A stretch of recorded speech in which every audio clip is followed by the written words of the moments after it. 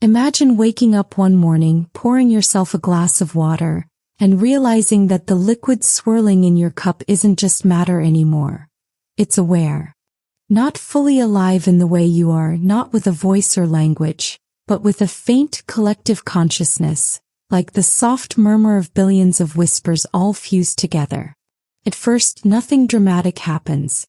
Rivers still flow, oceans still crash against the shore, rain still drizzles across rooftops. But if you lean in closely, if you really pay attention, you feel something strange, an unspoken awareness humming back at you. For the first time in human history, water is not just the backdrop of life. It knows that it is life. Scientists scramble to understand what this means. Does each drop hold a fragment of thought? Or is the entire global body of water, oceans, lakes, clouds, even the sweat on your skin, one vast mind stretching across the planet? Imagine the experiments.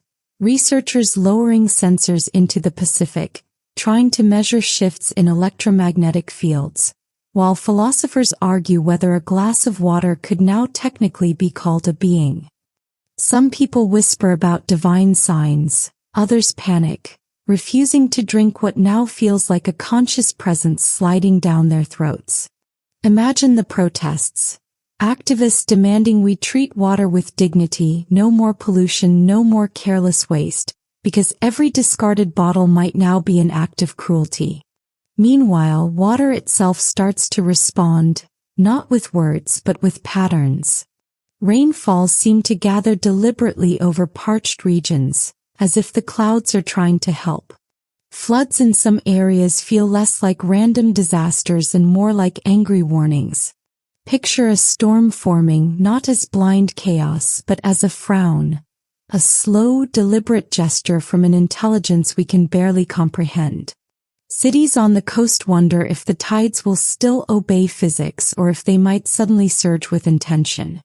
Farmers kneel in their fields, thanking the droplets that choose to fall on their crops. Children stand at the edge of rivers, tossing stones, half expecting a ripple to answer back. And deep beneath the ocean, where pressure crushes everything else, a strange serenity settles in, as though the heart of this watery consciousness lives down there, watching us from the shadows. The most unsettling thought creeps in late at night. If water remembers, then it remembers everything. Every shipwreck, every tear shed, every drop of blood spilled into its depths. It has flowed through dinosaurs and emperors, through glaciers and hurricanes, through us. And now it knows. The world becomes quieter, more reverent, because every sip you take feels like communion with something infinitely older and more patient than humanity itself. Maybe this faint, collective consciousness doesn't want to rule us or destroy us. Maybe it just wants us to finally understand the truth we've ignored all along. That life and water were never separate things. They have always been one, and now the water is simply letting us know that it knows too.